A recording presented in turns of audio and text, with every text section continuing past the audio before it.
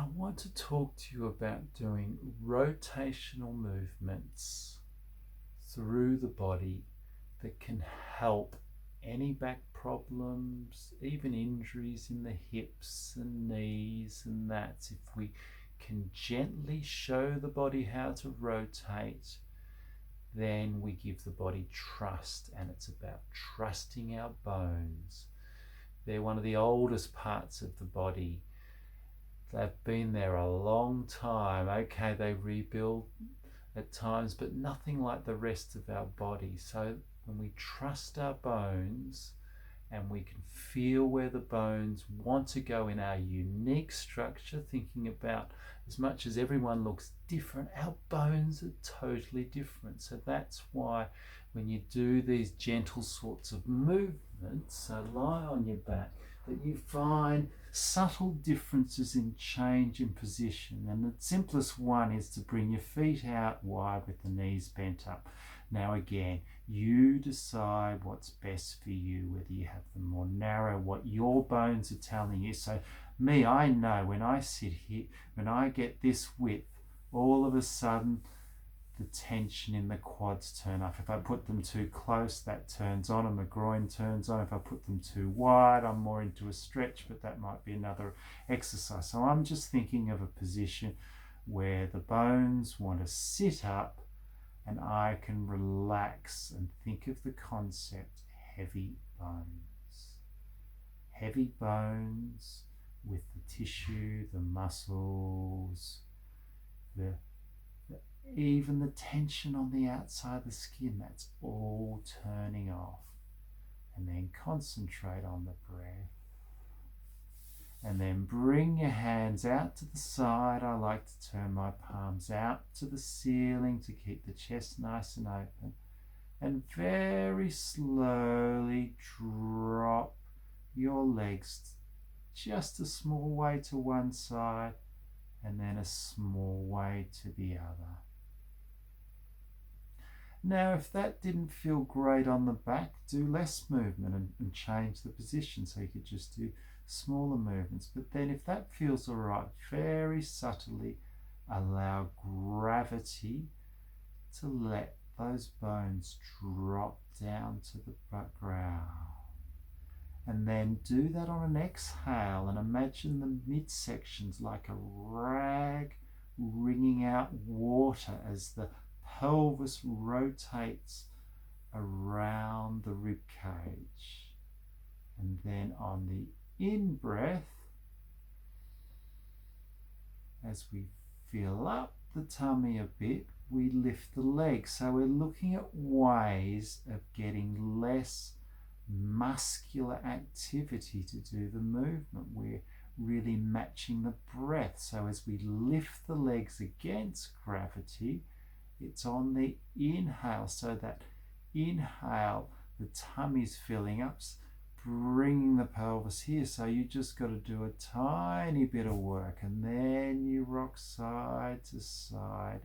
Exhale. Inhale to lift. Exhale to drop your legs to the floor. Inhale to lift. Exhale to drop your legs to the floor. Be aware of the sensation in your feet. Notice how the soles of the feet get contact at the top, and then it's the side of the foot on one side, the outside and the inside, the outside of my right foot now and inside of my left foot. Then I breathe to lift, soles come down, bones are spreading the whole time, and you breathe out. You match that exhale as the legs drop over. Very simple rotations. You can try varying the foot position, going wider. So try that now. Try it with a wider position where you're feeling a little bit more of a stretch, but then not Be aware if it feels a stretch on the outside. You want to feel a deeper elongation and relaxation of the tissue around the bones to allow the bones to go where they need to go. Your individual bones. Nobody's got a structure like yours. No one comes close. So, as much as we look different, our bodies are totally different too. Just like our faces, everyone's unique. Everyone's got a bone structure and a movement to suit their individuality.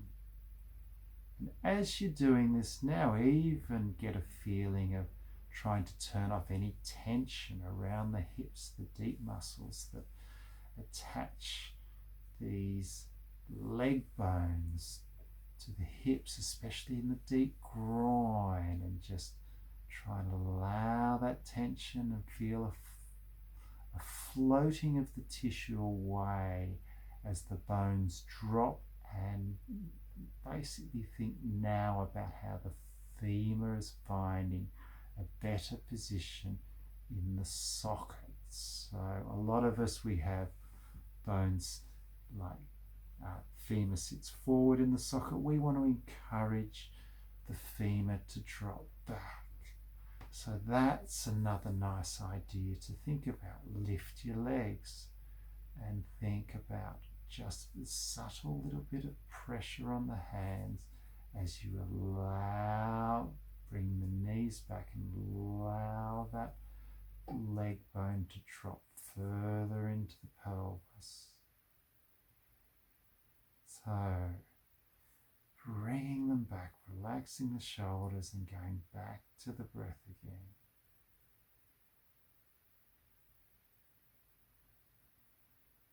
You can try some gentle leg circles.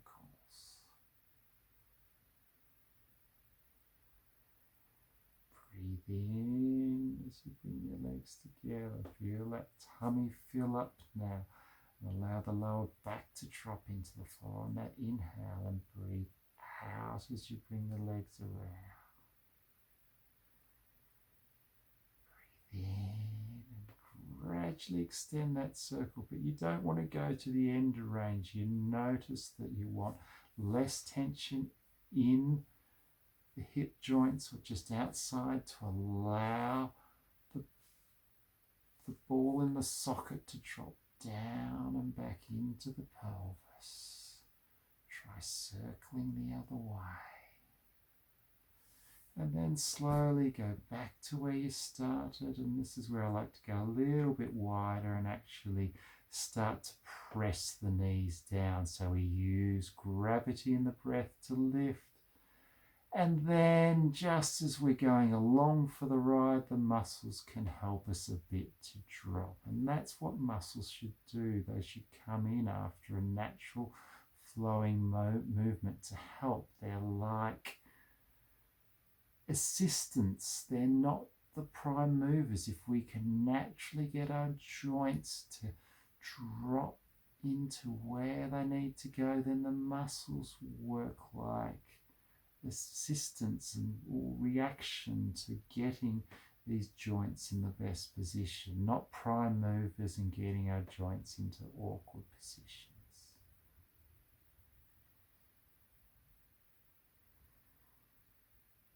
So this is just a gentle way of bringing rotation into the body, and probably why for years, if you've had back pain, people promote getting stiff here and strong, because the clinicians and the therapists and the personal training have taught that if the anatomy at the lower back, that these lumbars are not meant to rotate. But when you really understand fascial anatomy, the lumbars can rotate slightly, but it's all these other areas of the body that are rotating to the other layers of fascia. So we're actually doing a form of myofascial release. So if the tummy's too tight, then the layers are going to be stuck. We want these layers to just slowly glide over each other. We want the shoulder blade, the shoulder girdle to just allow the rib cage to turn between the shoulder girdle and the rib cage. And then obviously there's going to be more rotation up the spine, but that shouldn't stop us from doing a gentle rotation in the lower part.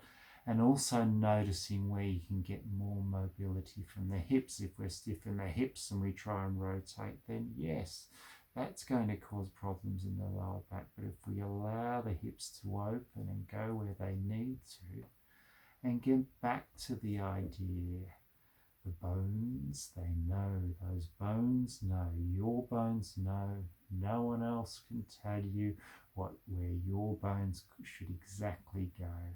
I'm here to guide you. Get the flow in the body, but where you put your feet, even the timing is up to you. And this is such the easiest way to bring out tension, because if someone tells you you must do this at this time, that creates tension. Or if someone says nothing, you're thinking, oh, what am I supposed to be doing? So it's just a nice guided movement for you to feel your natural alignment in the body. Allow the bones to reset. Think about that. It's like having your own osteopathic session. So I consider myself a bone setter with what I do, whether it's movement or whether it's working the fascia, because we want the bones to find even space throughout the body and be in the most advantageous position for when we do move. And the only way we can do that is if we learn to relax and do slow moving things first, and then progress to something a little bit more hardcore. And that's what sports and running and things like that are excellent for. So don't be afraid of rotation.